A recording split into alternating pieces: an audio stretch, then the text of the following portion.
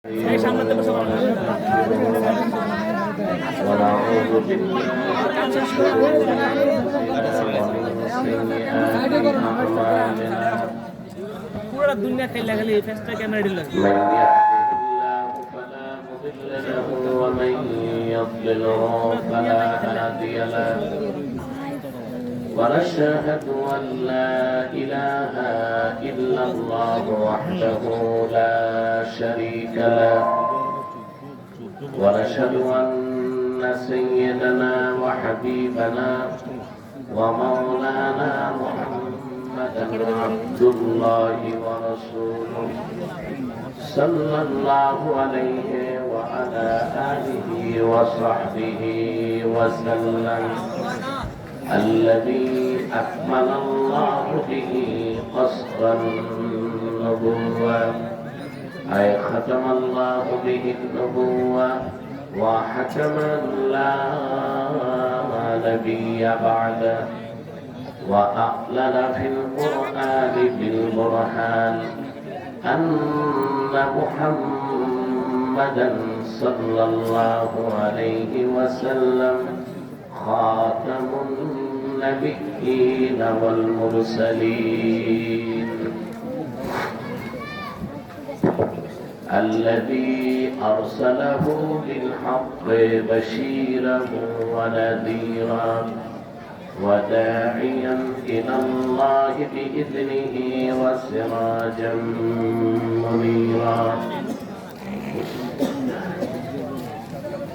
فقد قال الله تعالى في كلامه المجيد والفرقان الحميد أعوذ بالله من الشيطان الرجيم بسم الله الرحمن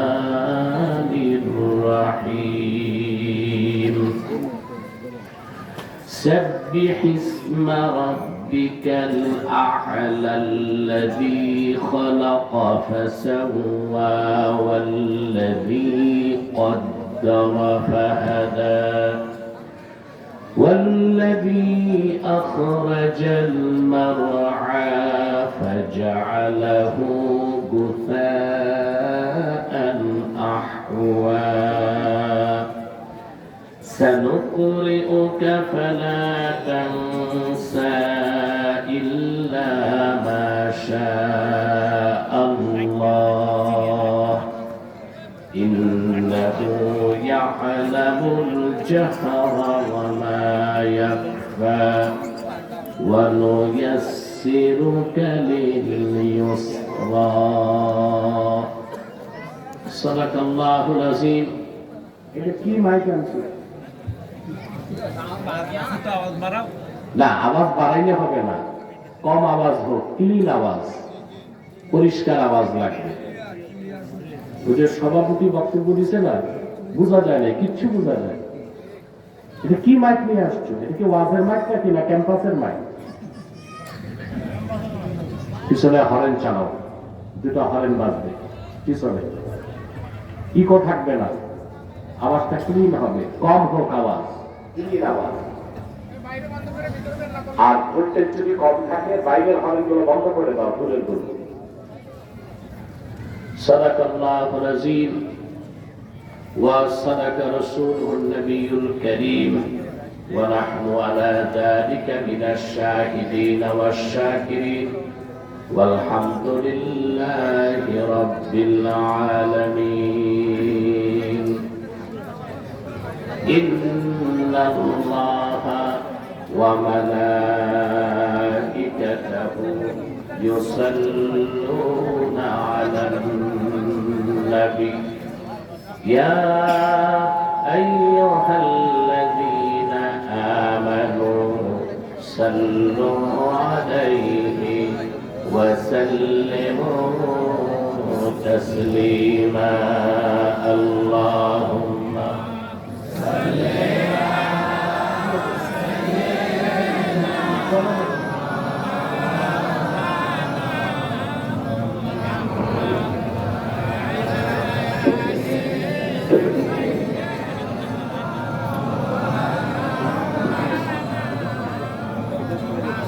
मेरा दिल तड़प रहा है, मेरा जल रहा है सीना, ये दवा वही मिलेगी, मुझे ले चलो मदीना। अल्लाहुम्मा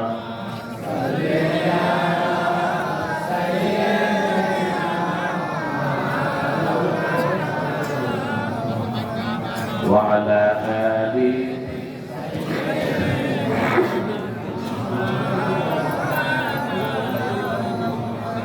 मेरा दिल तड़प रहा है, मेरा जल रहा है सीना, ये दवा वही मिलेगी, मुझे ले चलो मदीना।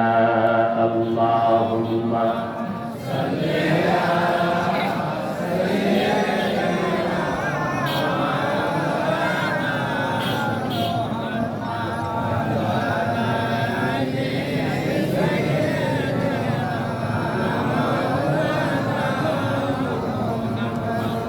मदीने की हवा से जन्नती बू आती है, खाके पाके मदीना में नूरे जन्नत चमकती है। अल्लाहुम्मा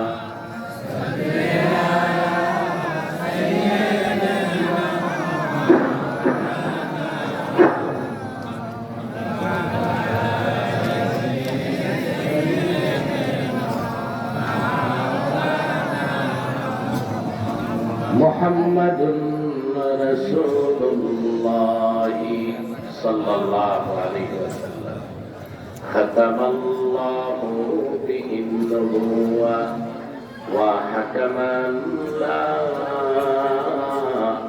नबिय्य बअदहु बलगल उला बिकमालिही।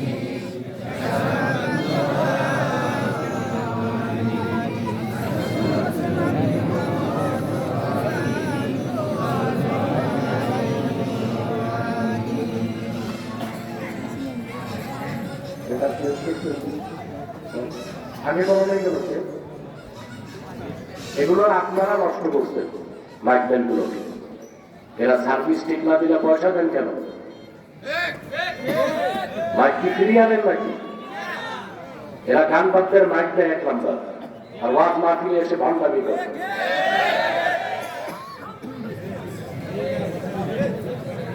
আমাদের তো মূল অস্ত্রই এটা, কি বলেন? এটাই যদি আমাদেরকে ধরা আটকা পড়ে যায়, কথা বলবো কেমন করে? 2টি অন্য বক্তারা কিভাবে চলছে আমি জানি না, তারা বলে কৌশল জানে।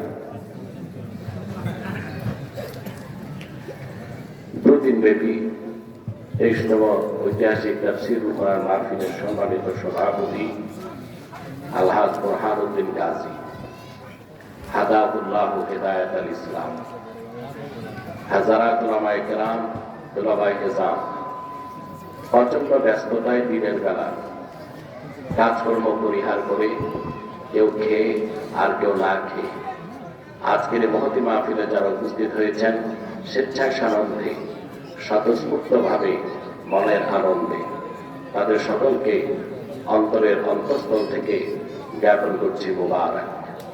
সবটুকুন শুকরিয়া আল্লাহ সুবহানাহু ওয়া তাআলার জন্য, যিনি আজকের বরকতপূর্ণ মাহফিলে আমাদেরকে আসার ও বসার তৌফিক মেহেরবানি করে ভিক্ষা দান করেছেন।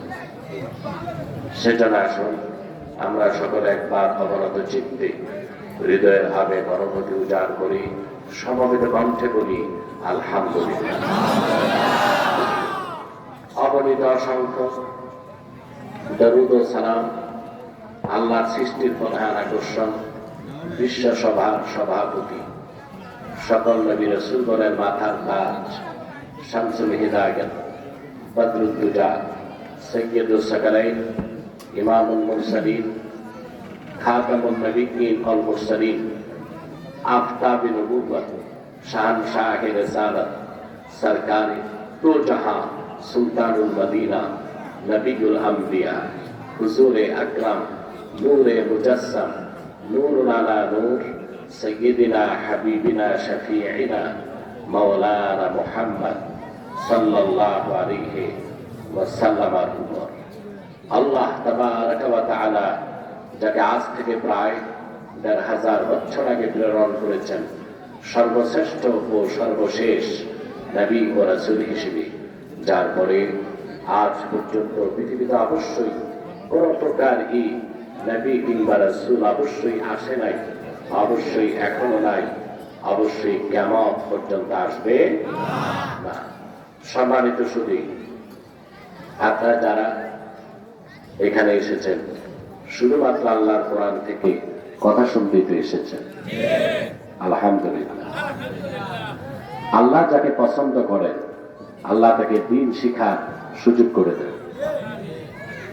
আল্লাহ তার কোন বান্দাকে যদি ভালোবাসেন তাকে দ্বীন শিখান, দ্বীনের সমজদার বানায় দেন। সুবহানাল্লাহ বলবেন না? আবার বলছি, আল্লাহ কাউকে পছন্দ করলে তার কোন বান্দা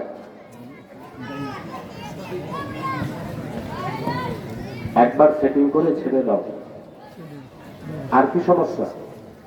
আবার তো আওয়াজ ধরে ফেলছে, ছাড়তে হবে আবার।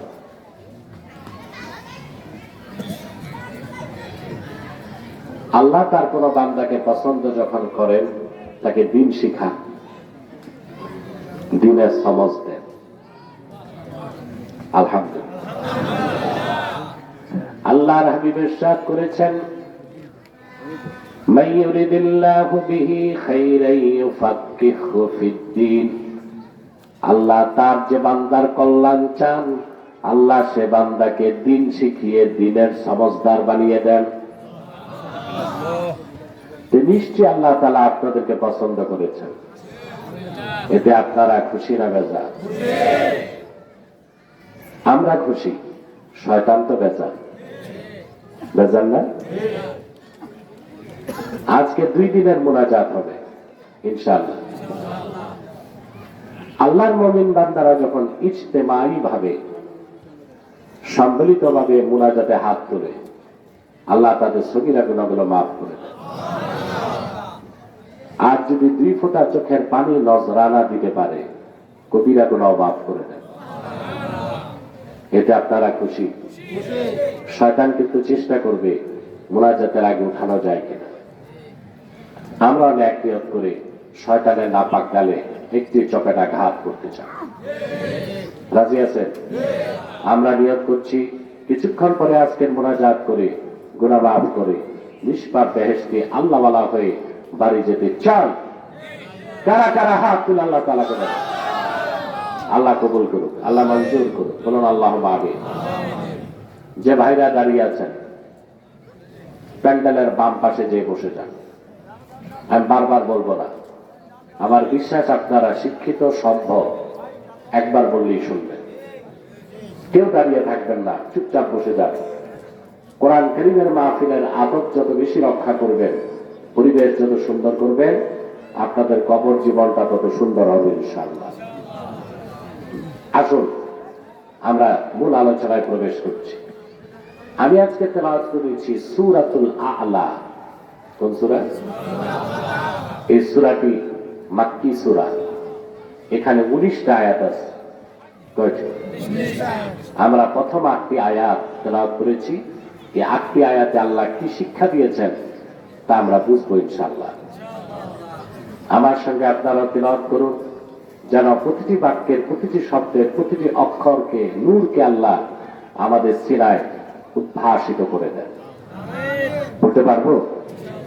أعوذ بالله من الشيطان الرجيم بسم الله الرحمن الرحيم سبح اسم ربك الأعلى الذي خلق فسوى والذي قدر فهدى والذي أخرج المرعى فجعله غثاء أحوى سنقرئك فلا تنسى إلا ما شاء الله إنه يعلم الجهر وما يخفى ونيسرك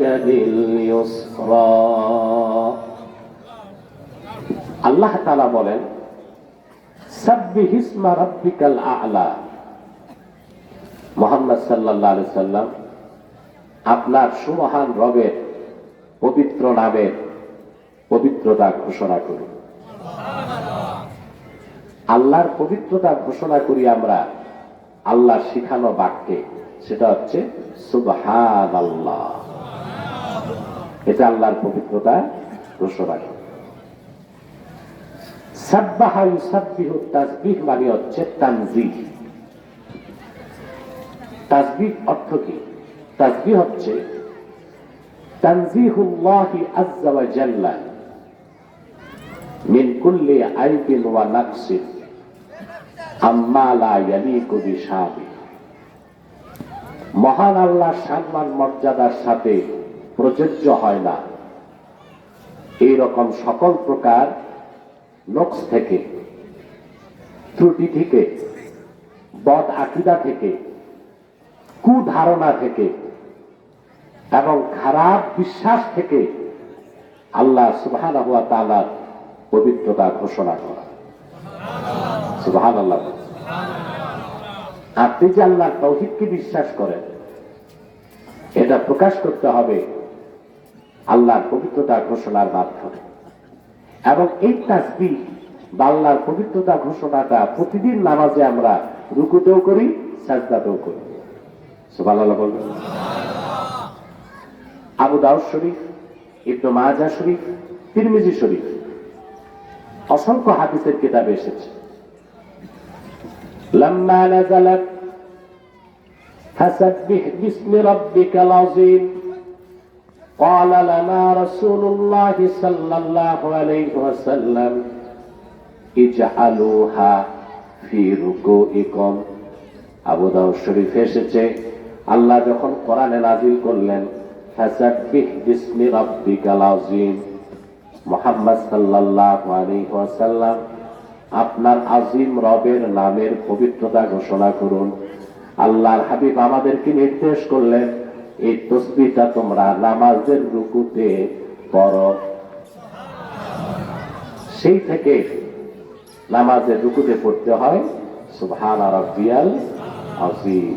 আযীম বলেন, সুবহানা রাব্বিয়াল আযীম। এরপর যখন নাজিল হলো সাব্বিহিসমা রাব্বিকাল আ'লা, আল্লাহর হাবিব সাহাবায়ে কেরামকে বললেন ইজআলুহা ফি সুজুদিকুম, এই তাসবিহটা তোমরা এখন থেকে সাজদায় পড়ো। তখন থেকে শুরু হলো সাজদায় সুবহানা রাব্বিয়াল আ'লা। প্রথম নাজিল হলো ফাসাব্বিহ বিসমি রাব্বিকাল আযীম। রাসূলুল্লাহ বললেন তাসবিহটা রুকুতে পড়ো, শুরু হলো সুবহানা রাব্বিয়াল আযীম। আর যখন নাজিল হলো সাব্বিহিসমা রাব্বিকাল আ'লা, রাসূলুল্লাহ সাল্লাল্লাহু আলাইহি ওয়াসাল্লাম বললেন ইজআলুহা ফি সুজুদিকুম, এই তাসবিহটা তোমরা সাজদায় পড়ো। সেই থেকে পড়া শুরু সুবহানা রাব্বিয়াল আ'লা, সুবহানা রাব্বিয়াল আ'লা। আমরা আল্লাহর পবিত্রতা ঘোষণা করি। তাসবিহ মানে তানজিহুল্লাহ আযজা ওয়া জাল্লা মিন কুল্লি আইবিন ওয়া নাকসিন। আল্লাহ তো মহাপবিত্র, আল্লাহর নামগুলোরও পবিত্রতা ঘোষণা করতে হবে সেই সব কলঙ্ক থেকে, শিরক থেকে, বদ ধারণা থেকে, যা থেকে আল্লাহ পবিত্র। এই আয়াতের ব্যাখ্যায় মুফাসসিরগণ বলেন আল্লাহকে ডাকতে হলে আল্লাহ শিখানো নামেই ডাকতে হবে, আল্লাহর পবিত্রতা ঘোষণা করতে হবে আল্লাহ শিখানো নামে। সুবহানাল্লাহ। সেজন্য আল্লাহকে বলা হয় খালেক। আর আপনি যদি সারাদিন তাসবিহ পড়েন সৃষ্টিকর্তা সৃষ্টিকর্তা সৃষ্টিকর্তা, সব হবে? খালেক বলবেন প্রতি অক্ষরে 10 লিখ। আপনি যদি বলেন খোদা হাফেজ, একটা নেকিও নেই। যদি বলেন আল্লাহ হাফেজ, প্রতি অক্ষরে 10 নেকি। আল্লাহকে এমন কোন নামে ডাকা যাবে না যা আল্লাহর শানের খেলাফ। বিধাতা, এর স্ত্রীলিঙ্গ আছে বিধাত্রী, কথা বলে। অতএব বিধাতা বলা আল্লাহর শানের খেলাফ। আমরা শুধু মুখে তসবিহ পড়ি, তসবির হাকিকত কি তা তো বুঝি না, কথা বলে। বুঝতেছেন? আলোচনা একটু জটিল, আমি চেষ্টা করছি সহজে উপস্থাপন করা। বিধাতা, এটার স্ত্রীলিঙ্গ কি? বিধাত্রী। অতএব বিধাতা বলে ডাকলে আল্লাহর মহান ইজ্জত ও সম্মানের বিপক্ষে যায়। কথা বুঝতেছেন? আমরা বলি গড ব্লেস ইউ, আল্লাহ তোমাকে দয়া করুক। না, আল্লাহকে গড বলা যাবে না। গডের স্ত্রীলিঙ্গ আছে গডেস। স্ত্রীলিঙ্গ কি? না, ডাকা যাবে না। আল্লাহকে আল্লাহ বলতে হবে। সুবহান। আমাদের দেশে যাদের ভিতরে ধর্ম নিরপেক্ষতার বিষ বাষ্প ঢুকছে, ওরা বিসমিল্লাহ রহমান রহিম করতে চায় না। ওরা বলে শুরু করছি পরম করুণাময় সৃষ্টিকর্তার নামে। আরে হারামজাদা, আল্লাহকে আল্লাহ বলতে তো লজ্জা লাগে, তুই তো মুসলমানের কাতারে নাই। আল্লাহকে তো আল্লাহ বলতে হবে। কি বলতে হবে? সৃষ্টিকর্তা বললে আল্লাহর প্রশংসা হইল, আরেক বলতে হবে। কি বলতে হবে? সুবহানাল্লাহ। তো সকালে বিকালে শুধু সুবহানাল্লাহ পড়লে হবে না। আল্লাহর তাসবিহ মানে আল্লাহর পবিত্রতা ঘোষণা, এটা আকীদা হিসেবে গ্রহণ করতে হবে। কি হিসেবে? কথা বুঝতেছেন? তাহলে আল্লাহর পবিত্রতা ঘোষণা করতে হবে আল্লাহর শিখানো শব্দে, আল্লাহর জিকির করতে হবে আল্লাহর শিখানো নামে। সুবহানাল্লাহ বলবেন না? এমন কোন নামে আল্লাহকে ডাকা যাবে না যা আল্লাহর শানের খেলাফ। এমন কোন শব্দে আল্লাহর প্রশংসা করা যাবে না যা আল্লাহর সম্মানের খেলাফ। এটাই হচ্ছে তাসবিহের মূল হাকিকত, বলেন সুবহানাল্লাহ। এই জন্য আল্লাহ তার হাবিবকে বলেছেন সাব্বিহিসমা রাব্বিকাল আ'লা, আপনার সুবহান রব আল্লাহর নামের পবিত্রতা ঘোষণা করুন, বলেন সুবহানাল্লাহ। আমরা কথাগুলো বুঝতেছি?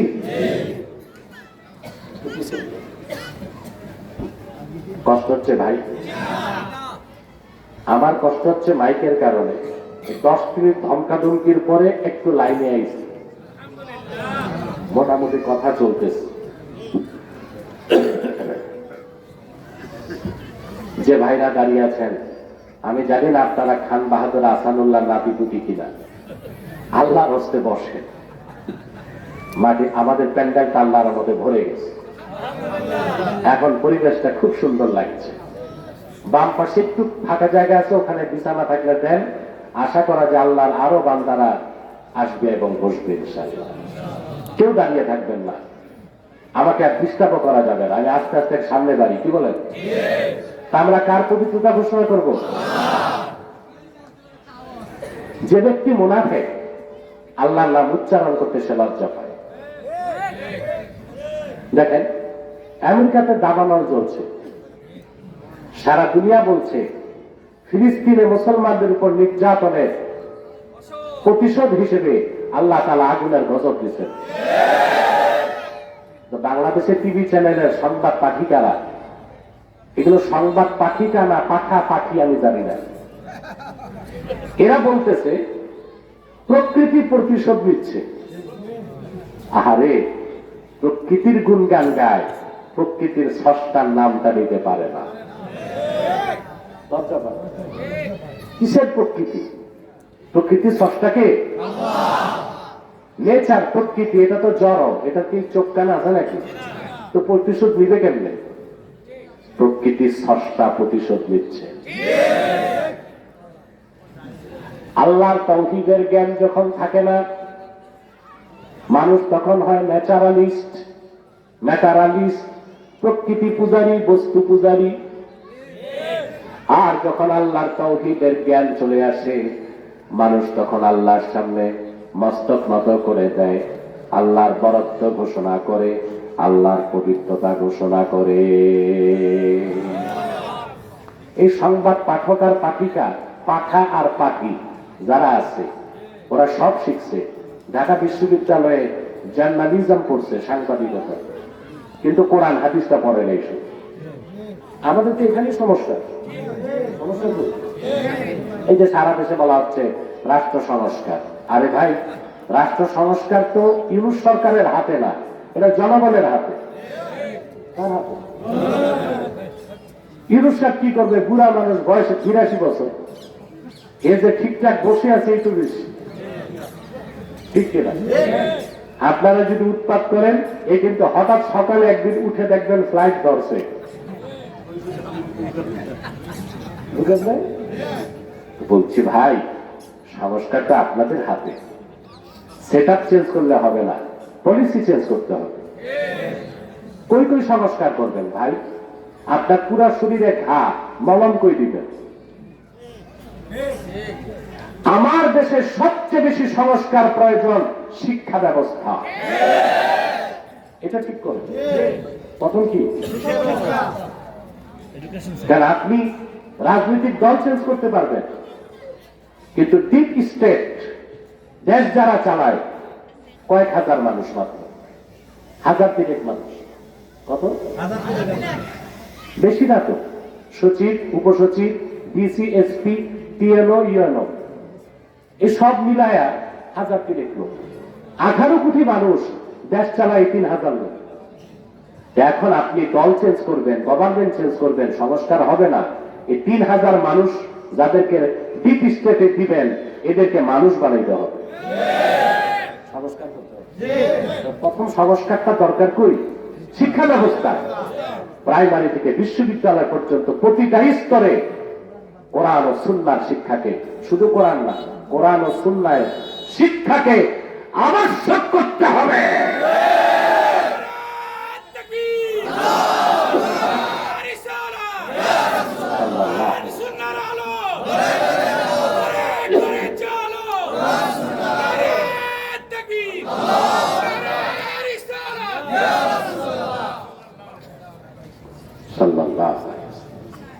একটা জায়গায় সংস্কার করে, কোথায়?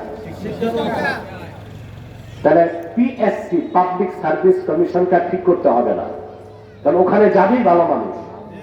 কারা যাবে? ভালো মানুষ। তো বলছিলাম, সংবাদ নিউজ প্রেজেন্টার যারা, সংবাদ পাঠক আর পাঠিকা, পাঠা আর পাঠিগুলো সব শিখছে, দিন শিখে নাই। এজন্য প্রকৃতির গুণগান গায়, প্রকৃতির স্রষ্টার বরত্ব ঘোষণা করতে শিখে না। আমরা বরত্ব ঘোষণা করবো কার? পবিত্রতা ঘোষণা করবো কার?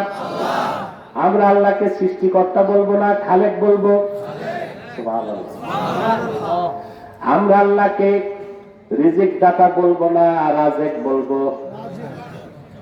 আমরা আল্লাহকে গড বলবো না, আল্লাহ বলবো। কি বলবো? আল্লাহর কোন নামের স্ত্রীলিঙ্গ আছে? গডের স্ত্রীলিঙ্গ কি? গডেস না। এই শব্দ আমার আল্লাহ সুমহান মর্যাদার বিপক্ষে যায়। অতএব তাসবিহ মানে হচ্ছে তানজিহুল্লাহি আযজা ওয়া জাল্লা মিন কুল্লি আইবিন ওয়া নাকসিন আম্মা লা ইয়ালিকু বিশানি। আল্লাহ সম্মান মর্যাদার বিপক্ষে যায় এমন সকল কথা থেকে, বিশ্বাস থেকে আল্লাহর নামের পবিত্রতা ঘোষণা করাকে বলা হয় তাসবিহ। কি বলা হয়? তাসবিহ। আল্লাহ রাব্বুল আলামিন ওনার পবিত্রতা ঘোষণার জন্য শব্দগুলো শিখাই দিলেন। সেটা হলো সুবহানাল্লাহ বলতে হবে। কি বলতে হবে? সুবহানাল্লাহ। আল্লাহ তার হাবিবকে এটাই বললেন, সাব্বিহিসমা রাব্বিকাল আ'লা। মুহাম্মদ সাল্লাল্লাহু আলাইহি সাল্লাম আপনার সুমহান রবের নামের পবিত্রতা ঘোষণা করুন। তা আল্লাহ হচ্ছেন রব। আল্লাহ কি? এবার আল্লাহ রবের পরিচয় দিচ্ছেন। সুবহানাল্লাহ। বাংলাতে আবার কমে গেছে আওয়াজ। এটা কি তোমরা ফিরিয়ে আনছো? ফিরি স্যার আর কি বলবেন ভাই, এখন তো ধমকাইলে ও ভাগবে, সবটাই যাবে আমসালা। আমার রাতে মাহফিল তিতাসে, এখানে যদি আমি কাবু হয়ে যাই তো রাতে চলবো কেমন করে? সদানিত সুখী। এখন রবের পরিচয় আল্লাহ নিজে দিচ্ছেন, নিজের পরিচয়। রব শব্দের বাংলা অর্থ হয় প্রভু। কি? এটা একটা ভুল তর্জমা। প্রভু, রব অর্থ প্রভু হবে না প্রভু, কারণ প্রভুর স্ত্রীলিঙ্গ আছে পত্নী, পত্নী, অথচ আল্লাহর কোন নামের স্ত্রীলিঙ্গ। তাসবিহ, বুঝতেছেন? তাসবিহ অর্থ কি? আল্লাহর পবিত্রতা ঘোষণা। সেই সকল কথা থেকে, সেই সকল আকীদা থেকে যা আল্লাহর শানের খেলা, তা দেখা যায় আল্লাহকে প্রভু বলাটাও অনুচিত, কারণ প্রভুর স্ত্রীলিঙ্গ কি? পত্নী। রব শব্দের আবার বাংলা করা হয় প্রতিপালক, রব শব্দের আবার বাংলা করা হয় পালনকর্তা। এগুলো হচ্ছে আংশিক। রব শব্দের আসল অর্থ কি? ইমামে বায়জাবি তাফসীর বায়জাবিতে লিখেছেন, আর রাব্বু বিমা'না তারবিয়া ইয়া তাবলীগু শাইই ইলা কামালিহি শাইআন ফাশাইআ।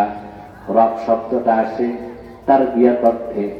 তারবিয়াত হচ্ছে অস্তিত্বহীনকে অস্তিত্ব দান করার পরে ধাপে ধাপে ক্রমে ক্রমে সৃষ্টিকে তার পূর্ণতায় পৌঁছে দেওয়া। এই সবটুকুন কাজকে আরবিতে বলা হয় তারবিয়াত। এই কাজ যিনি করেন তাকে বলা হয় রব। আমার আল্লাহ হচ্ছেন রব্বুল আলামিন। বুঝতে পারছেন?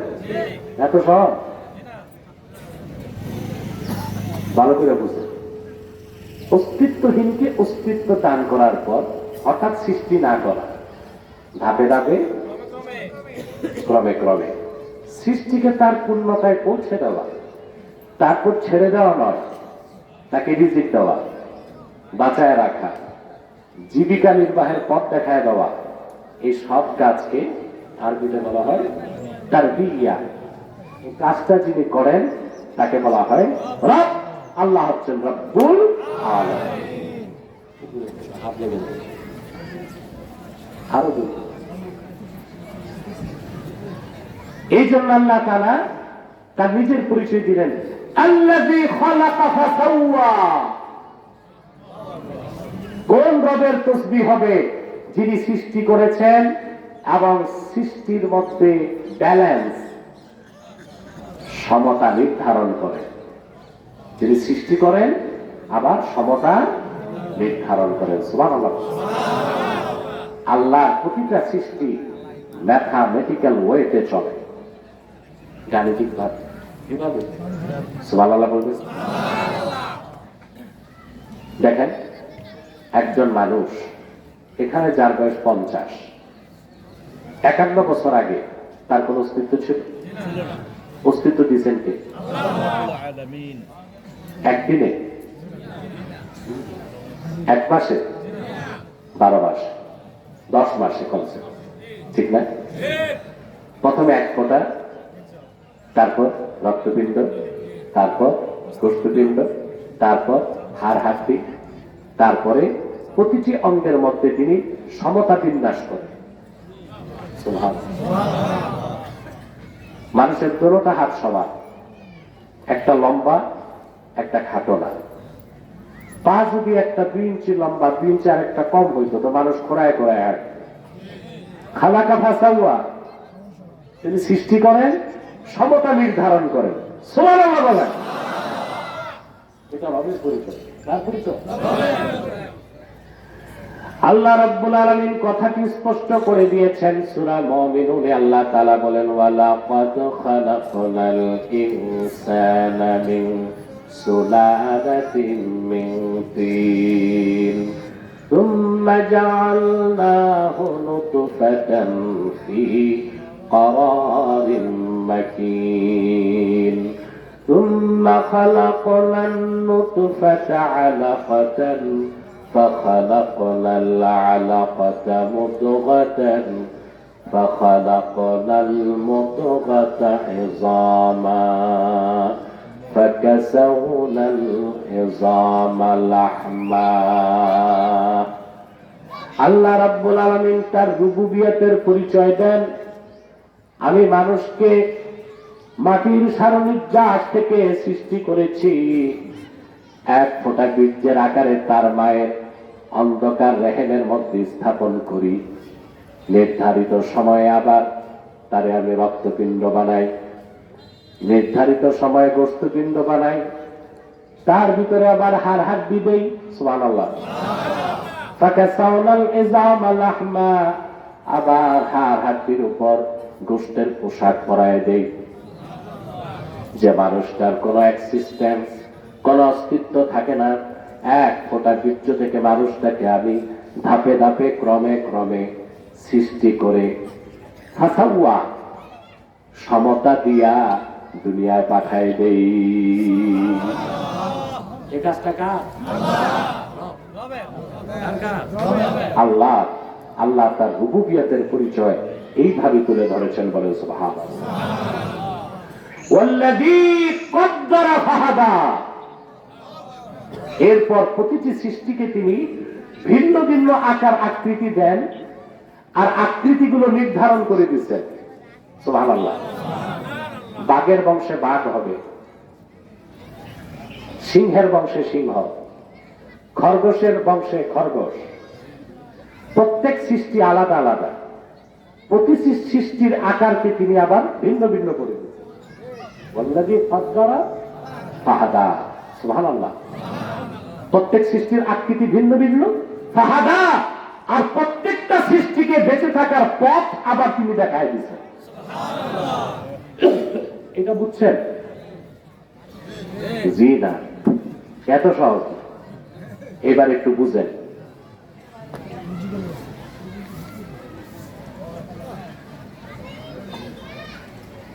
একটু বুঝার চেষ্টা করেন। মুসা আলাইহিস সালাম যখন ফেরাউনের কাছে গেলেন, ফেরাউন মুসা নবীকে দেখেই বলল, তুমি কার দাওয়াত দাও? বলছে আল্লাহ রাব্বুল আলামিন। কুখ্যাত ফেরাউন বলল, ওমর রাব্বুল আলামিন। রব্বুল আলামিন আবার কে? এই বসো। রব্বুল আলামিন আবার কে? তার পরিচয় কি? মুসা আলাইহিস সালামের সাথে ছিল তার ভাই হারুন। মুসা আলাইহিস সালাম আল্লাহ রুবুবিয়তের যে পরিচয় দিয়েছেন, আল্লাহ কোরআন শরীফে তা উল্লেখ করছে। নবী মুসা বললেন, শোনো ফেরাউন, কে আমার রব? রব্বুনাল্লাযী আ'তা কুল্লা শাইইন খালকাহু সুম্মা হাদা। আমাদের রব হচ্ছেন তিনি, যিনি প্রত্যেকটা সৃষ্টিকে ভিন্ন ভিন্ন আকৃতি দেন, আর প্রতিটা সৃষ্টিকে জীবিকা নির্বাহের পথ দেখায় দেন।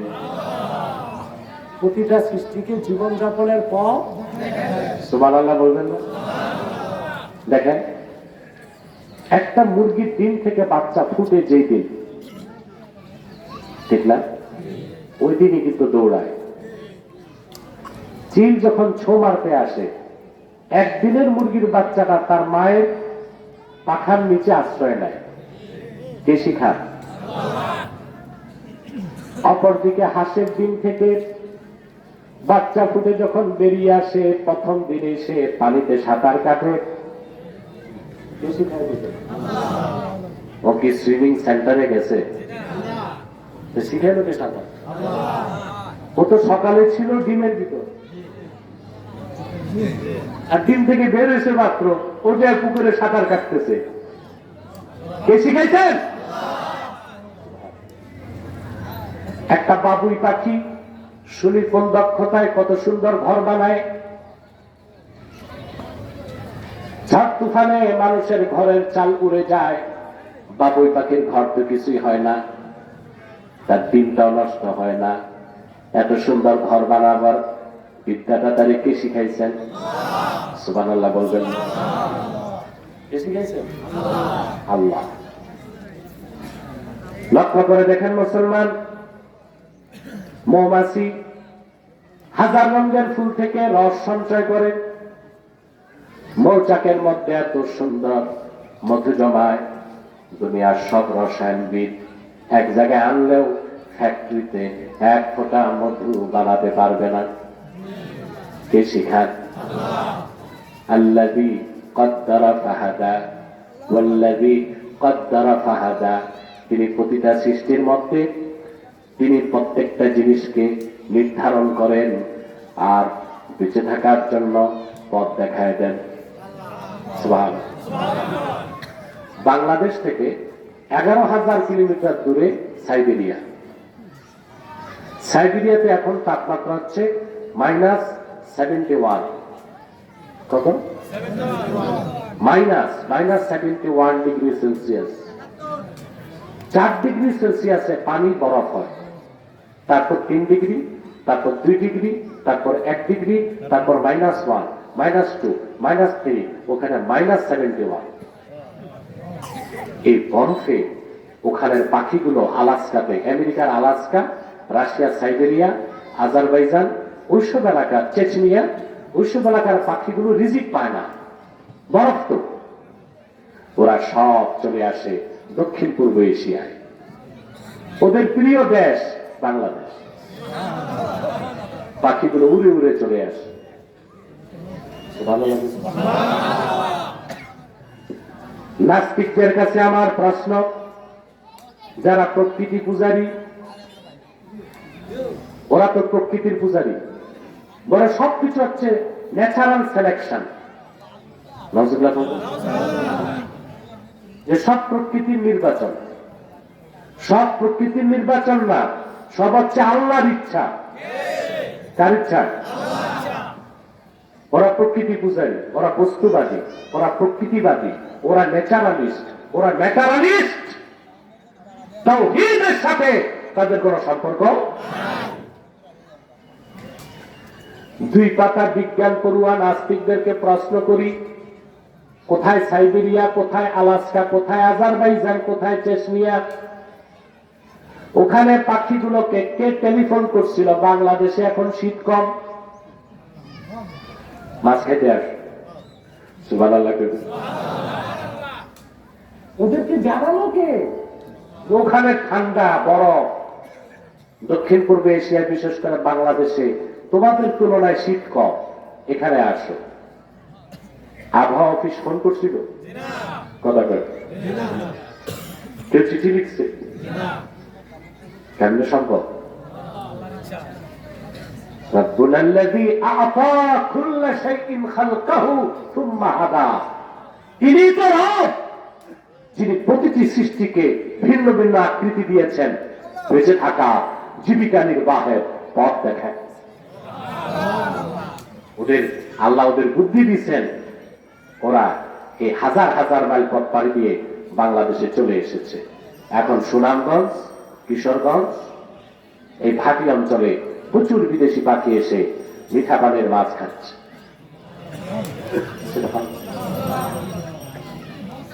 হ্যাঁ হ্যাঁ, এগুলো কে শিখাইছেন?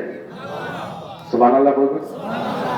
প্রতিটি সৃষ্টিকে তিনি সৃষ্টি করেছেন, ভিন্ন ভিন্ন আকৃতি দিয়েছেন, সমতা নির্ধারণ করেছেন, বেঁচে থাকার পথ দেখায় দিচ্ছেন।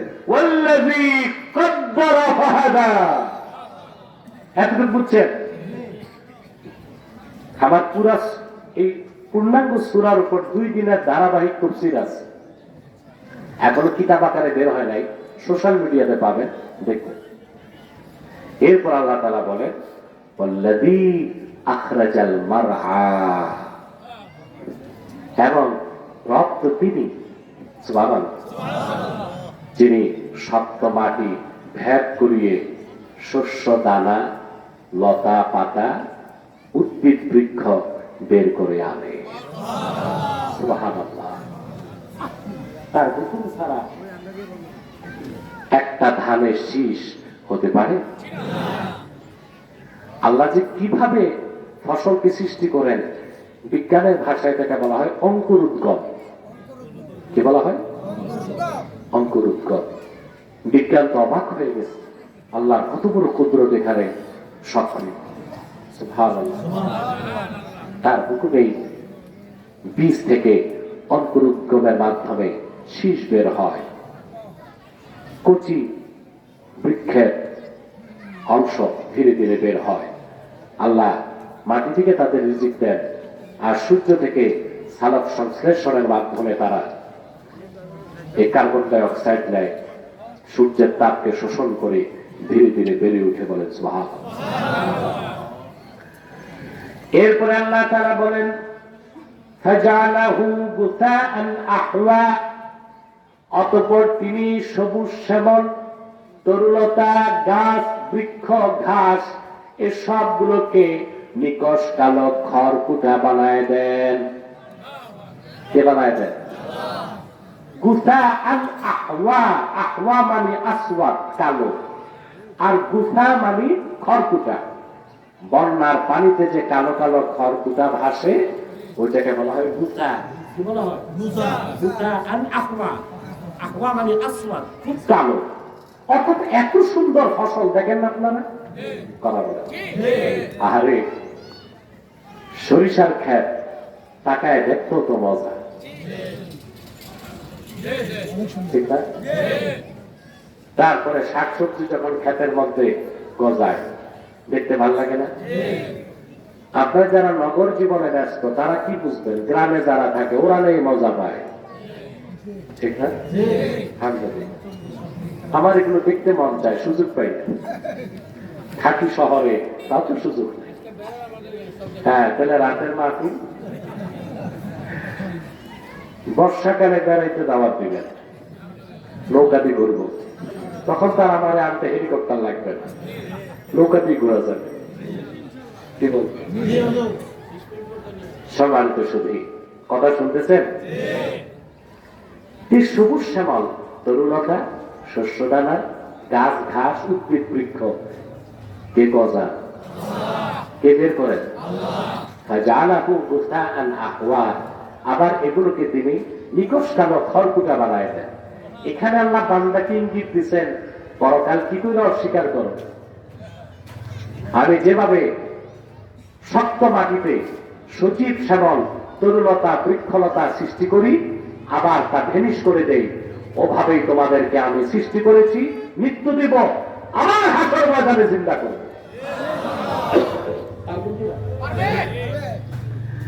এরপরে আল্লাহ তাআলা বলেন সানুকরিউকা ফালা তানসা। কোরআন নাজিরের শুরু অবস্থায় আল্লাহ তার হাবিবকে মহব্বতের সাথে ডাক দিয়ে বললেন, মুহাম্মদ সাল্লাল্লাহু আলাইহি ওয়াসাল্লাম, আমি আপনার কাছে কোরআন পড়ব, আপনাকে কোরআন পাঠ করাবো, আপনি কখনোই তা ভুলবেন না। সুবহানাল্লাহ বলবেন না? কোরআন শরীফ যখন আল্লাহর হাবিবের কাছে প্রথম প্রথম নাজিল হতে লেগেছিল, জিবরিল যখন তেলাওয়াত করতেন, আল্লাহর হাবিবের সঙ্গে সঙ্গে তেলাওয়াত করতেন, রাসূলুল্লাহ আশঙ্কা করতেন কোন একটা অক্ষর যদি ছুটে যায় খেয়ানত হয়ে যাবে। আল্লাহ তার হাবিবকে ভালোবেসে ডাক দিয়ে বললেন, লা তুহাররিক বিহি লিসানাকা লিতাজালা বিহি। প্রিয় দোস্ত হাবিব মুহাম্মদ সাল্লাল্লাহু আলাইহি ওয়াসাল্লাম, কোরআনকে আত্মস্থ করার জন্য আপনার নূরের জবান দ্রুত নাড়াবার দরকার নাই।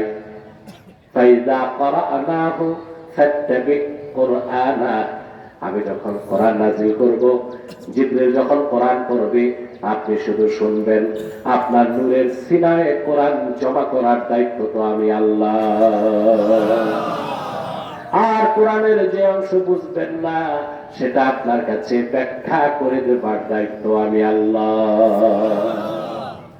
এরপর থেকে কোরআন যখন নাযিল হতো, আল্লাহর হাবিব সাল্লাল্লাহু আলাইহি ওয়াসাল্লাম শুনতেন। জিবরিল চলে গেলে সব রাসূলুল্লাহর মুখস্থ হয়ে যেত, তিনি তেলাওয়াত করতেন, সাহাবাকেরা মুখস্থ করে ফেলতেন। সুবহানাল্লাহ বলেন। সেটাই আল্লাহ ইসলামের শুরু অবস্থায় তার হাবিবকে বলেছেন, আপনি ভয় পাবেন না, সানুকরিউকা ফালা তানসা, এই কোরআন আমি আল্লাহ আপনাকে পাঠ করাবো, আপনি কখনো এটা ভুলবেন না। ওয়াজ চলাকালীন সালাম দেওয়া নিষেধ,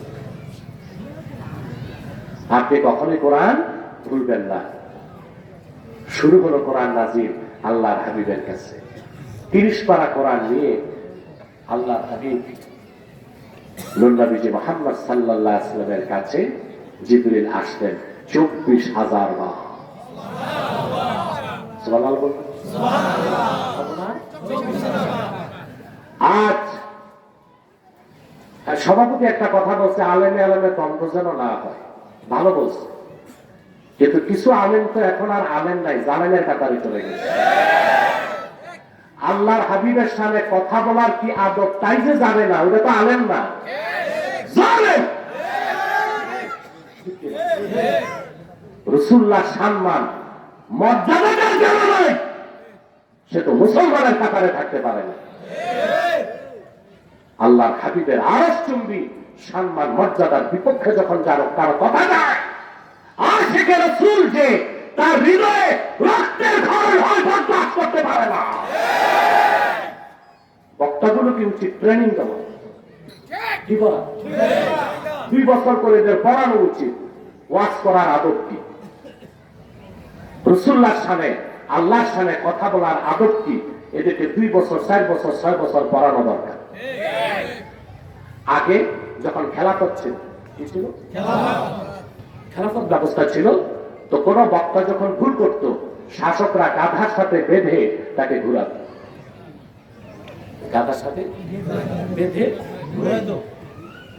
এখন তো বক্তাদের এই অবস্থা যে গাধার সাথে বাঁধলে গাধাও চিপু চিপু করে কাঁদবে যে কোন গাধার সাথে আমারে বাঁধল, বলেন।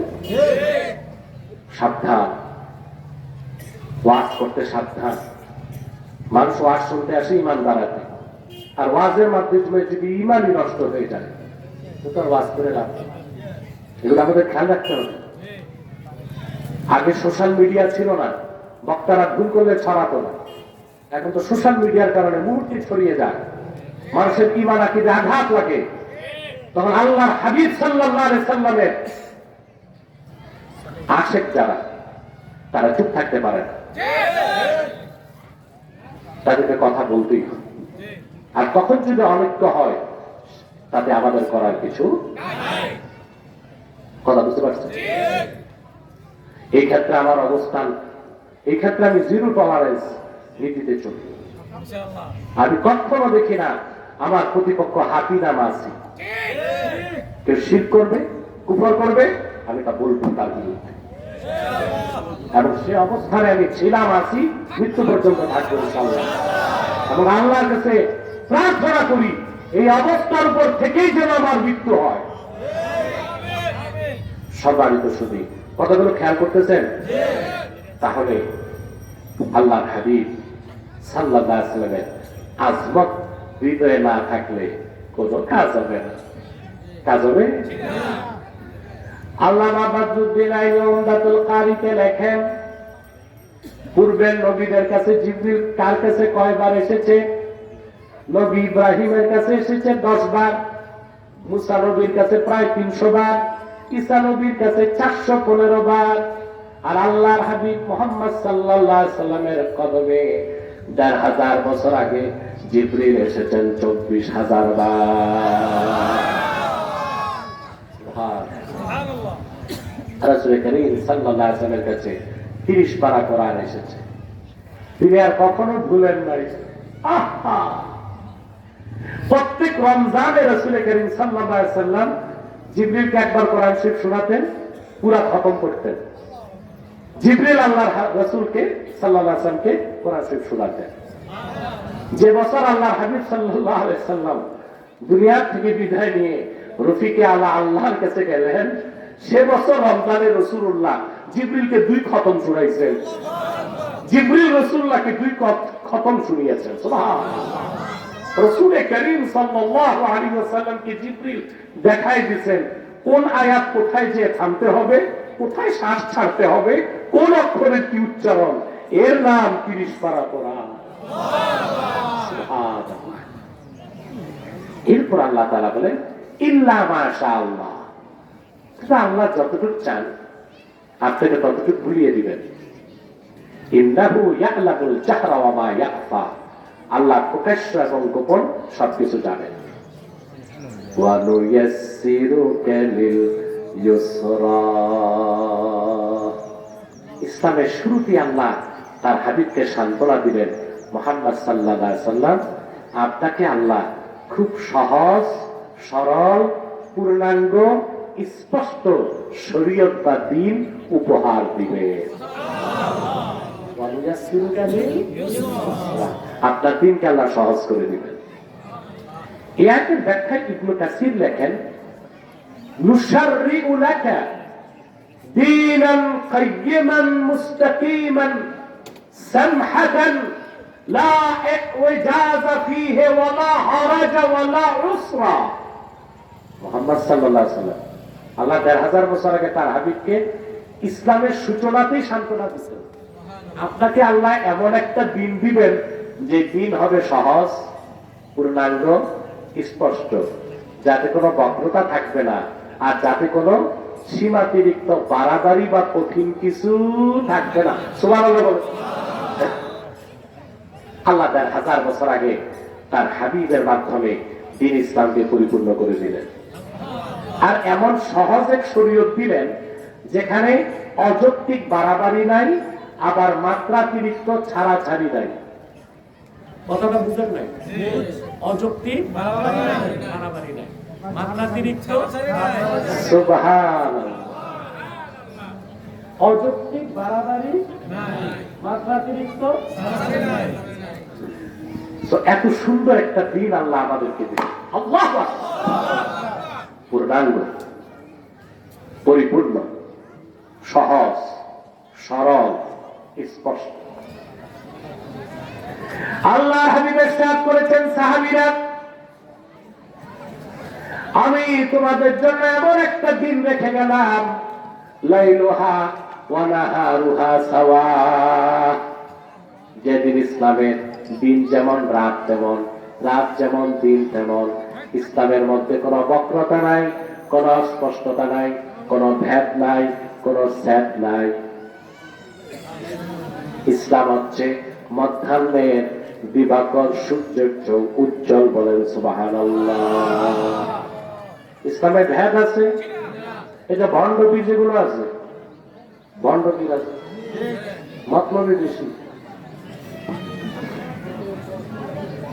কোথায়? ব্রাহ্মণবাড়িয়াতে আর মতলবে অনেক বেশি ভণ্ড বীজ, যাদের কাছে শরীয়ত নাই। একতারা, দোতারা, সেতারা, ঢোল, তাবলা, তাম্বুরা তাম্বুরা এগুলো নিয়ে থাকে, গান বাদ্য করে, বেসরা কাজ করে, বলে ভেদ আছে। ভেদ কি আছে? ইসলামে কোনো ভেদ নাই, কোনো ছেদ নাই। যা আছে মধ্যাহ্নের দিবাকর সূর্য উজ্জ্বল। সুবহানাল্লাহ। এখানে অযৌক্তিক বাড়াবাড়ি নাই, মাত্রাতিরিক্ত ছাড়াছাড়িও। সুবহানাল্লাহ বলবেন। আমি একটু দৃষ্টান্ত দিচ্ছি। তোমরা যারা দাঁড়ায় আছো, বসো না। মাহফিলে আসার আদবটা তো মনে রাখা উচিত। বসে যাও, আর কয়েক মিনিট পর মোনাজাত হয়ে যাবে, কেউ দাঁড়িয়ে থাকবে না। আর মোনাজাতের আগে একটা মানুষও বিনা কারণে উঠার চেষ্টা করবেন না, বদকিসমত হবেন না।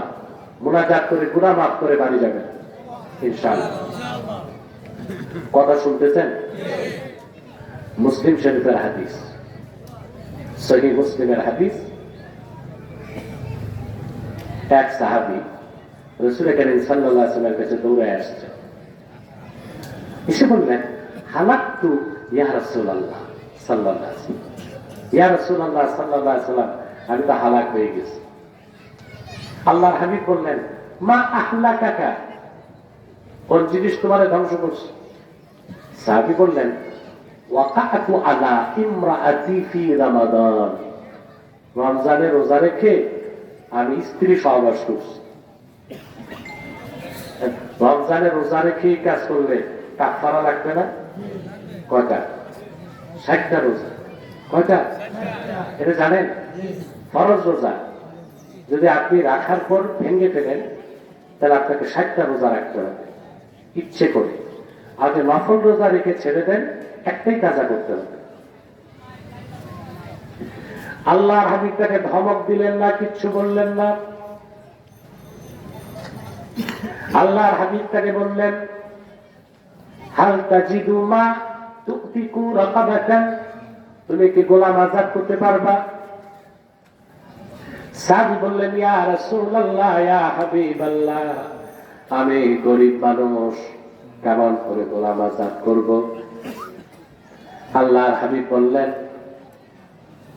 হাল তাস্তাতিউ আন তাসুমা শাহরাইন মুতাতাবিআইন, তুমি কি এক লাগারে 2 মাস রোজা রাখতে পারবা নাকি?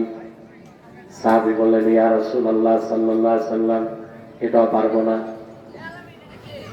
আল্লাহর হাবিব বললেন, হাল তাজিদু মা তুতইমু 60 মিসকিনান, 60 জন মিসকিন খাওয়াতে পারবা? সাহাবী বললেন, ইয়া রাসূলুল্লাহ সাল্লাল্লাহু আলাইহি ওয়াসাল্লাম, গরিব মানুষ, কেমনে পারবে? এমন সময় রাসূল করিম সাল্লাল্লাহু আলাইহি ওয়াসাল্লামের কদমে খেজুর হাদিয়া আসছে।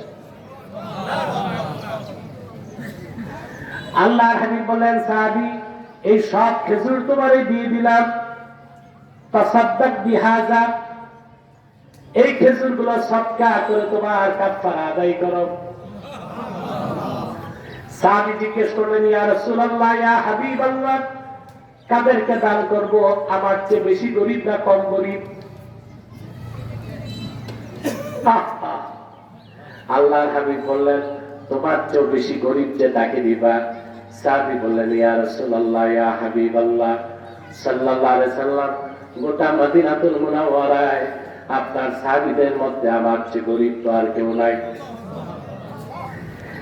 মুসলিমের হাদিস সাক্ষ্য দেয়, ফাদাহিকান নবী সাল্লাল্লাহু আলাইহি ওয়াসাল্লাম হাত্তা বাদাত আনিয়াবুহু, হাদিসের রাবী বলেন, এই কথা শুনে আল্লাহর হাবিব এমন বেহেশতি হাসি হাসলেন, রাসূলুল্লাহর মারির দাঁতের নূরের চমক বেরিয়ে গেল। আল্লাহর হাবিব বলেন, যাও আতিম আহলাকা, এই সব তুমি তোমার পরিবার পরিজনকে খাওয়াও। যার কাফারা গেল তার বাড়িতে, এর নাম ইসলাম। এখানে মাত্রাতিরিক্ত অযৌক্তিক বাড়াবাড়ি নাই, তবে একটা ভুল বিশ্বাস আপনাদের মধ্যে আছে। অনেকে বলে ইসলামের চরম পন্থা নাই, এটা ভুল। ইসলাম 3টা পন্থাই দিয়েছে, চরম পন্থা, মধ্যপন্থা, শিথিল পন্থা। ইসলামে উগ্রপন্থা নাই, সন্ত্রাস নাই। এখন এই যে বলি ইসলামে চরম পন্থা নাই, এগুলো নাস্তিকদের শিখানো বলি। এর মাধ্যমে জিহাদকে,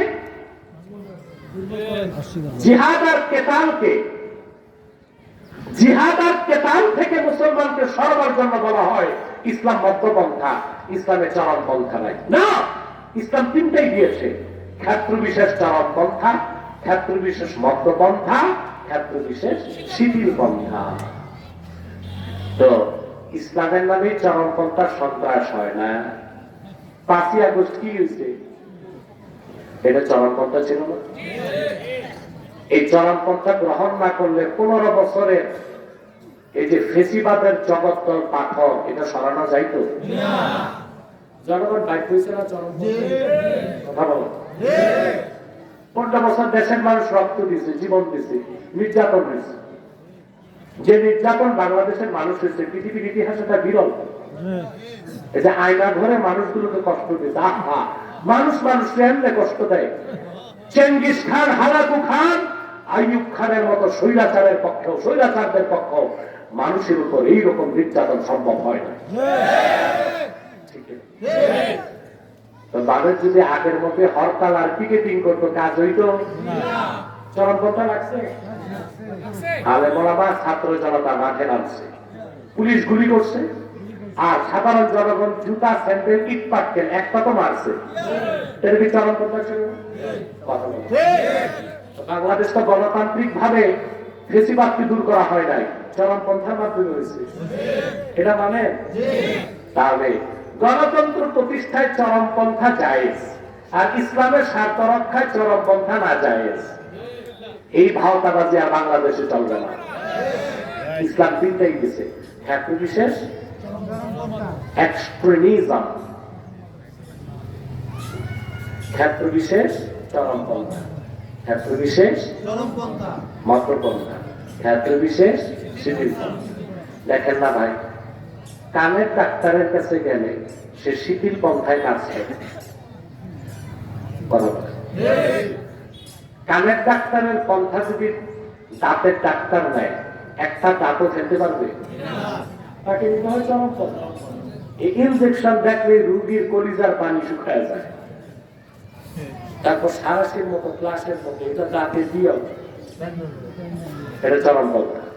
কথা বলে একটা মানুষের যখন ঘা হয়, প্রথমে ডাক্তার দেয় অ্যান্টিবায়োটিক, এটা শিথিল পন্থা। এটা কি? তারপর দেখে না ক্যান্সার বাড়তেছে, তারপর যায় মধ্যপন্থায়, কেমোথেরাপি, রেডিওথেরাপি। বলে না রুগী বাঁচবে না, এখন একটা কিছু করতে হবে, সাইন দেন, সাইন কি? অপারেশন, চরমপন্থা। একটা ডাক্তার তো শিথিল পন্থা থেকে কোথায় যেতে হবে? তাহলে ভাই, তুমি ইসলামের বেলায় শুধু চরমপন্থা মানবা না, না, ইসলাম চূড়ান্ত পর্যায়ে দিয়েছে কিতাব। সুবহানাল্লাহ। وقاتلوهم حتى لا تكون فتنة ويكون الدين كله لله। দিন প্রতিষ্ঠার জন্য আল্লাহ এটা চরম পন্থা দিয়েছেন। মানবতার কল্যাণে, চেক অ্যান্ড ব্যালেন্স, সমাজের সমতা নির্ধারণে, অধিকার রক্ষায়, আইন কানুন প্রতিষ্ঠায় এবং ফর এস্টাবলিশমেন্ট অফ জাস্টিস, ন্যায় বিচার প্রতিষ্ঠায় ইসলাম ক্ষেত্র বিশেষ দিয়েছে চরম পন্থা, ক্ষেত্র বিশেষ মধ্যপন্থা, ক্ষেত্র বিশেষ শিরক আর কুফরের বিরুদ্ধে চরম পন্থা, শরীয়তের ক্ষেত্রে মধ্যপন্থা, আর বিধর্মীর কাছে দ্বীনের দাওয়াত দেবার ক্ষেত্রে শিথিল পন্থা। আল্লাহ বলেন না কাফের মুশরিককে খাট দইরা মুসলমান বানায়। ইসলামের সুমহান আদর্শ তুলে ধরতে হবে, সে ইসলামের আদর্শে মুক্ত হয়ে নিজ থেকে মুসলমান হবে। ঠিক না? তাহলে ইসলামের মধ্যে মাত্রাতিরিক্ত অযৌক্তিক বাড়াবাড়ি নাই, আবার মাত্রাতিরিক্ত ছাড়াছাড়িও। সুবহানাল্লাহ।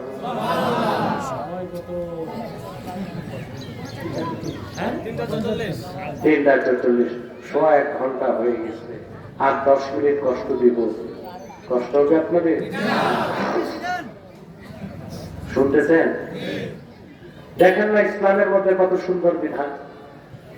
আল্লাহ রাব্বুল আলামিনের হুকুম, নামাজ পড়ো, ঠিক আছে? দাঁড়িয়ে নামাজ পড়া ফরজ। কেউ যদি অসুস্থ হয়, দাঁড়াতে না পারে, আল্লাহর হুকুম বসে পড়ো, বসতে না পারলে শুয়ে পড়ো। নামাজ ছেড়ে দেবার সুযোগ নাই। আবার দাঁড়াতে না পারলে 2 জন ধরে রাখবে, নামাজ পড়বেন, ওই রকম বাড়াবাড়িও।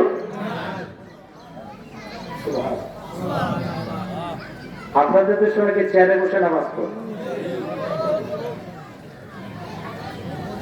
কেউ যদি নবাবগিরি করে চেয়ারে বসে নামাজ পড়ো, নামাজ হবে না। কিন্তু কারো যদি হাঁটুতে সমস্যা হয়, অর্থাৎ হাঁটু ফোল্ড করে মসজিদে বসতে পারতেছে না, হাঁটু ফোল্ড করে বসতে পারছে না, সে তো আর শুয়ে পড়বে না, সে চেয়ারে বসে পড়তে পারবে। আর অনেককে দেখা যায় মসজিদের সভাপতি, সেক্রেটারি, ওই একটু কোমরে হালকা ব্যথা, উনি চেয়ার একটা নিয়ে বসে গেছে। এটা হবে না, এটা নামাজ হবে না। আসাদ জরুরত হয়, কঠিন সমস্যা, তখন জায়েজ। কথা বুঝতেছেন? আল্লাহ তাআলা বলেছেন ইসলামের মধ্যে কোনো অযৌক্তিক বাড়াবাড়ি নাই, মাত্রাতিরিক্ত ছাড়াছাড়িও নাই। আল্লাহ তাআলা বলেন ইয়া আইয়ুহাল্লাযীনা আমানু ইযা কুনতুম ইলাস সালাতি ফাগসিলু উজুহাকুম ওয়া আইদিয়াকুম ইলাল মারাফিক ওয়ামসাহু বিরুউসিকুম ওয়া আরজুলাকুম ইলাল কাবাইন। মুমিনগণ, তোমরা যখন নামাজ পড়ার ইচ্ছে করো, সুবহানাল্লাহ, ওযু করো, মুখগুলো ধৌত করো, হাতগুলো ধৌত করো, কনুই সহ, মাথা মাসা করো, পা দুইটা টাকলে পর্যন্ত ধৌত করে। আল্লাহর হুকুম, ওযু ছাড়া নামাজ। আরেক জায়গায় তিনি হুকুমটা শিথিল করে দিলেন, وَإِنْ لَمْ تَجِدُوا مَاءً فَتَيَمَّمُوا صَعِيدًا طَيِّبًا। নামাজের সময় দেখছো পানি নাই, পানি খোঁজো। দেখার কিতাবে আছে 1 মাইল খুঁজতে হবে, পানি নাই। ফাতায়াম্মামু সাঈদান তাইয়্যিবা, পবিত্র মাটি দিয়া তায়াম্মুম করো। সহজ না? শরীয়তটা সহজ না? এখন মনে করেন এমন কোন জায়গায় আপনি গেলেন, ওযু করার পানিও নাই, তায়াম্মুম করার মাটিও নাই।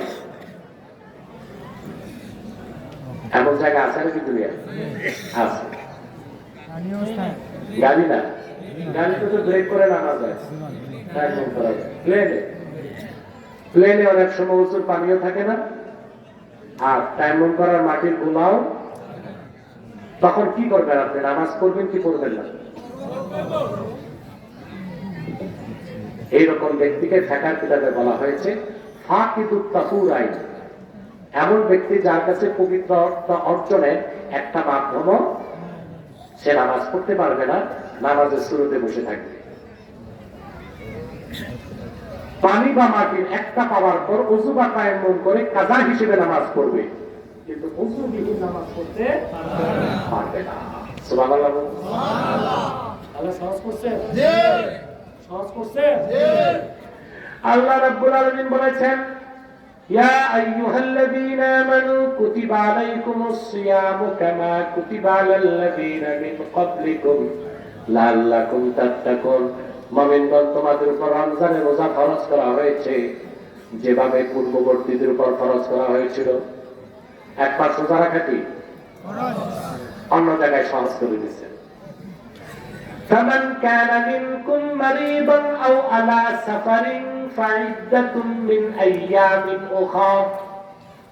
রমজান মাসে তোমাদের কেউ যদি অসুস্থ থাকে কিংবা সফরে থাকে, রোজা রাখবে না। সফর থেকে ফিরে সুস্থ হবার পরে সে রোজাগুলো কাজা করবে। বলেন সুবহানাল্লাহ। বাড়াবাড়ি আছে, সারাসারি আছে, অযৌক্তিক বাড়াবাড়িও নাই,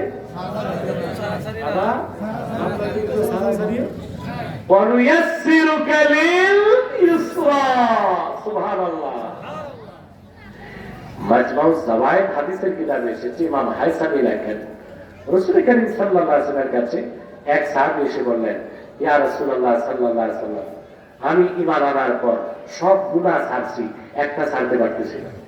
আল্লাহর হাবিব বললেন, ওটা কোন গুনাহ? বলে, আমি জিনা করি। কি বলি? কোন পিসাবের কাছে মুরিদ এসে যদি এখন বলে, পিসাব বসাতে দাঁড়ায় যাবে না, তুই জিনা করস, আবার আমার কাছে বলিস? আল্লাহর হাবিব তারে ধমক দিলেন না, শুধু বললেন, সাহাবী, তোমার মায়ের সাথে কেউ যদি জিনা করে তুমি মেনে নিবা? সাহাবী বললেন, কখনো না। তোমার বোনের সাথে তাও না, তোমার স্ত্রীর সাথে তাও না। আল্লাহর হাবিব বললেন, তুমি যাদের সাথে জিনা করো তারা তো কারো মা, কারো বোন, কারো স্ত্রী, তা কি তুমি জানো না? সাহাবী বলেন, আল্লাহর হাবিবের এই নসিহত আমার হৃদয়ে এমন ভাবে গেঁথে গেল, জিন্দেগিতে আর কোনদিন জিনার খাহেশ আমার মনে জাগে নাই। একটা মানুষ মজবুর, ইসলাম বলে নাই তারে মারে। কেউ যদি কাফের মুশরিক না হয়, মুমিন হয়, সে যত বড় গুনাহগার হোক, তাকে আপনি ঘৃণা করতে পারবেন না। পাপীকে ঘৃণা করবেন না, পাপকে ঘৃণা করবেন। আর কাফের মুশরিকের বিষয় ভিন্ন, তারা সর্বাবস্থায় ঘৃণিত। কেউ যদি নামাজ না পড়ে, জিনা করে, নেশাখোর, ইয়াবা খায়, আপনি ঘৃণা করে তাকে সমাজচ্যুত করবেন না, বরং তাকে আদরে সাদরে ইসলামের সুমহান শিক্ষা তুলে ধরে দ্বীনের পথে নিয়ে আসবেন।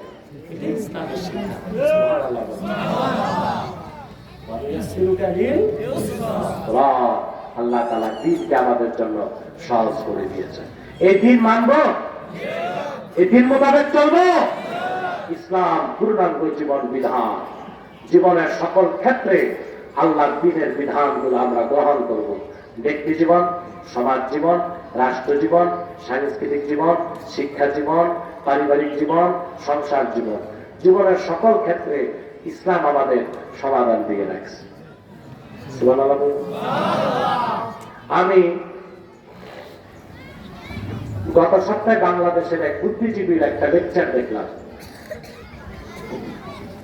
এই বুদ্ধিজীবী প্রচুর গাঁজা খায়, এটা আমি জানি, নামটা বলবো না। এখন আর বুদ্ধিজীবী লেখে না, বলে রাষ্ট্রচিন্তক। চিনেন আপনারা? আমি তাকে ডিবেটে চ্যালেঞ্জ করছি, রাজি হয় না। এত লম্বা দাড়ি, 3 ইঞ্চি মোটা মোষ, মাথায় 3 ভর্তি মাথার টুপি, লম্বা কুর্তা, এত মোটা পায়জামা, ওর ভিতরে ওর নাতিরে ঢুকানো যাবে। তারপরে পিছনে সরস্বতীর মূর্তি, সামনে লালনের বেহালা। চিনছেন বুদ্ধিজীবী? এ বলে, সে বলতেছে যে বর্তমান যে আধুনিক রাষ্ট্র ব্যবস্থা, এটা খ্রিস্টানদের ধর্ম থেকে আসছে। কত বড় মিথ্যাবাদী আর খ্রিস্টানদের দালাল। আবার বলতেছে হিন্দু ধর্ম দিয়েও রাষ্ট্র চালানো যেতে পারে। মিথ্যাবাদী। ইসলাম ছাড়া অন্য কোন ধর্মে রাষ্ট্র ব্যবস্থার কোন সমাধান নয়। আছে না? আরে ভাই, খ্রিস্টান ধর্ম দিয়ে দেশ কেন্দ্রে চালাবেন, বাইবেলে তো রাজনীতির কোন কনসেপ্ট নাই। আছে? ভ্যাটিকান সিটি নাম শুনছেন? স্বাধীন দেশ কিনা? ইটালিতে। তো খ্রিস্টান ধর্ম দিয়ে যদি দেশ চালানো যায়, তো ভ্যাটিকান সিটির সংবিধান বাইবেল হইতো না? ওখানে তো ডেমোক্রেসি। নেপাল একটা হিন্দু রাষ্ট্র, যদি হিন্দু ধর্মের রাষ্ট্র চালাবার সমাধান থাকতো, নেপাল চলতো কি দিয়া? গীতা দিয়া, বেদ দিয়া, চলে কি দিয়া? গণতন্ত্র দিয়া। পৃথিবীর কোন ধর্মে রাষ্ট্র ব্যবস্থার সমাধান নাই, কারণ প্রত্যেকটা ধর্ম বিকৃত, মিথ্যা আশ্রিত, মানব রচিত। শুধুমাত্র ইসলাম পূর্ণাঙ্গ জীবন বিধান। এখানে মানুষের সকল সমস্যার সমাধান আছে। এই বিশ্বাস হৃদয়ে যদি রাখতে পারেন, মুসলিম হিসেবে হাসর হবে। আর যদি বিশ্বাসটা না থাকে, খোদার কসম মুনাফিক হিসেবে হাসর হবে। আল্লাহ আমাদেরকে দিনদার হিসেবে কবুল করুন। সংস্কারে আরেকটা কথা বলে দিই, সংস্কার আপনাদের হাতে, বলছি না? নির্বাচন তো আসতেছে, কথা বলে, তবে রাগ করেন না।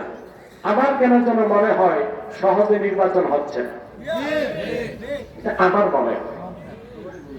আপনারা দেখছেন বিগত 15 বছরে আমি যে কথাগুলো বলেছি রাজনীতির ময়দানে, মিল পাইছেন? তো আমার মনে হয় যে এত সহজে নির্বাচনটা হচ্ছে না। তবে জাতি যদি ঐক্যবদ্ধ হয়, কোন অপশক্তি সফল হবে না। জাতিকে কি হতে হবে? হার্ড ইউনিটি, এটা লাগবে। আর নেতৃত্বে আলেম ওলামা 3 মাস একটা আসতে হবে। আমার দুঃখ, পীর সাহেবরা খানকার বাইরে আসতেছে না। আলেম ওলামা যারা রাজনীতি করে না, তারা একেবারে চুপ হয়ে গেছে। আলেম ওলামা 3 মাসের নেতৃত্বে জাতি যদি এক হয়, বাঙালির ভাগ্য তো বাঙালি নির্ধারণ করবে। কিসের ভারত, কিসের আমেরিকা?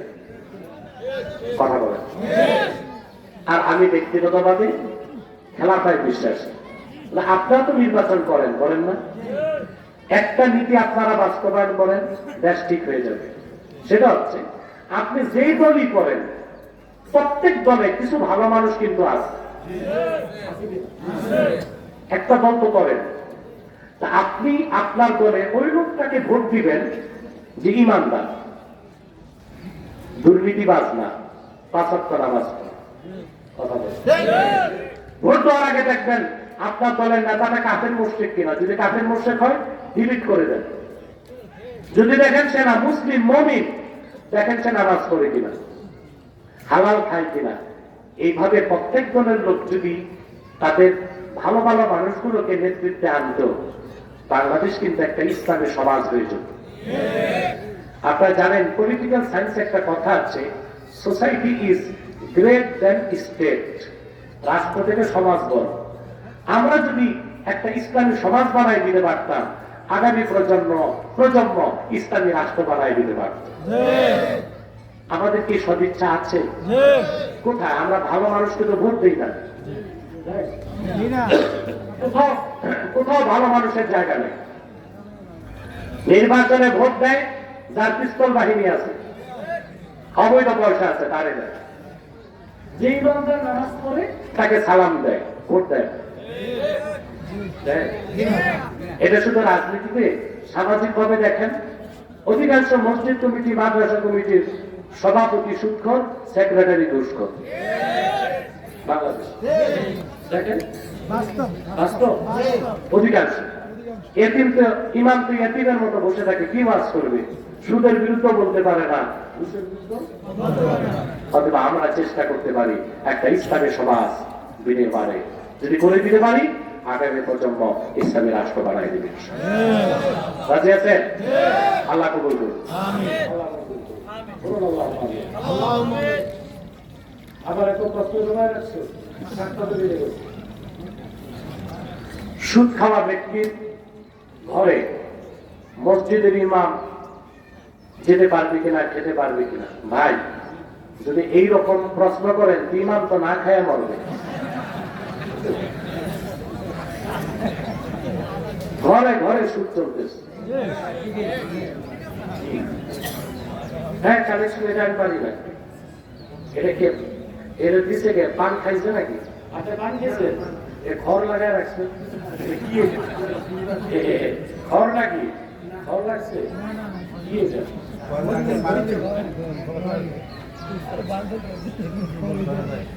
স্বেচ্ছাসেবক তোমরা ব্যাগ নিয়ে চলে যাও, যাও। স্বেচ্ছাসেবকরা যাচ্ছে, প্রত্যেকে বাথরুমের জন্য কিছু কিছু দিবেন না ভাই? কথা বলেন। ভাড়ার টাকাটা রেখে বাকিটা দিতে হবে। পকেটে হাত দেন, নিজের পকেটে, পাশের লোকের পকেটে না, প্রত্যেকে। আর আমি উত্তর দিচ্ছি, যারা আপনারা যদি খোঁজেন সুদখোরের বাড়ি ইমাম খাবে না, ইমাম না খায় মরবে না? ইমাম বেতন দাও ৩,৫০০ টাকা, এরপর আবার ফতুয়া কত, ইমাম খাবে কি? হ্যাঁ, সুদখোরের বাড়িতে খাওয়া তাকওয়ার খেলা। কিসের খেলা? কোন আল্লাহ বুজুর্গ ইমামের পক্ষে অবশ্যই সুদখোরের বাড়িতে খাওয়া উচিত। আর কোন ব্যক্তি যদি সুদের ব্যবসা করে, তো ওই ব্যক্তির বাড়িতে ইমামের যাওয়া জায়েজ নাই, তাকে বর্জন করতে হবে। ১ লক্ষ টাকায় ১ বছরে ১,১৪,০০০ টাকা জমি পোষানি হিসেবে লেনদেন হয়।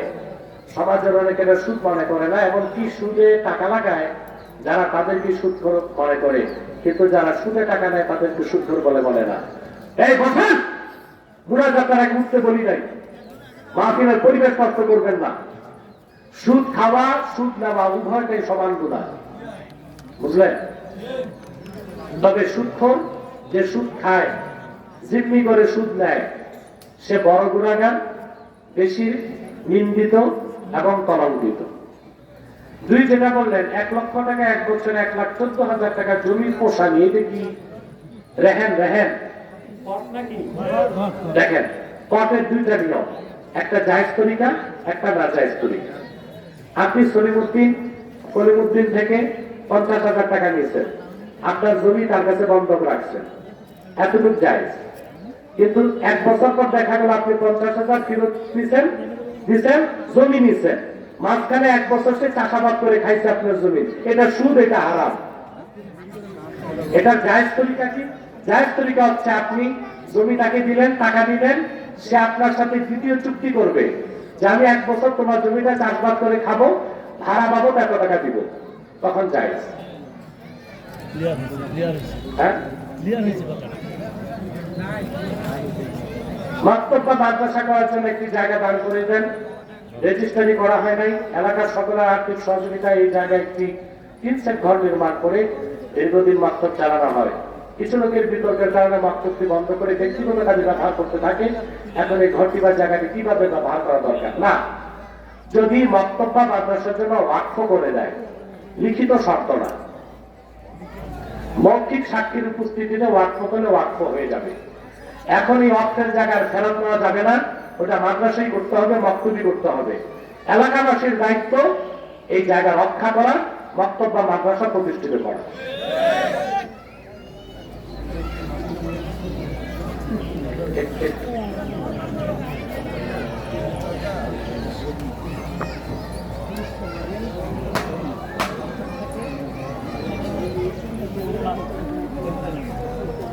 এক ব্যক্তি তার নিজের পৈতৃক সম্পত্তি থেকে মাদ্রাসার নামে 4 শতক জায়গা রেজিস্ট্রি করে দেয়। ওই জায়গায় মাদ্রাসার নামে একটি সাইনবোর্ড দেবে। হঠাৎ একদিন তার স্ত্রীর সন্তানরা একই প্রশ্ন, কবে আসবো কাল্লাদি, দিলেন আর রাতে? আপনারা এখন মোনাজাত করে নামাজ পড়ে যাবেন ইনশাল্লাহ, ঠিক আছে? আমি ইনশাল্লাহ কত তারিখ, 5 ফেব্রুয়ারি আসতেছে আপনাদের পাশে কাউয়াদি মাদ্রাসা, এই জায়গার নাম বদলানো যায় না, ওখানে আসতেছি বাদে জোহর ইনশাল্লাহ। মাইক ঠিক রাখতে হবে, হ্যাঁ মাইক ঠিক রাখতে হবে। আমি ইনশাল্লাহ, আপনারা দেখেছেন, আমি এসে দেখেছি এখানে 3 ভাগের 1 ভাগ লোগো নাই, পুরা মাঠটা ভরতে আধা ঘন্টা সময় গেছে। আপনারা তো আগে এসে প্রস্তুত থাকবেন ভাই, আমি সেখানেও 2টায় থাকবো ইনশাল্লাহ। কাউয়াদি যাবেন তো সবাই? প্রত্যেকে আরেকজন দাওয়াত করে নিয়ে যাবেন ইনশাল্লাহ।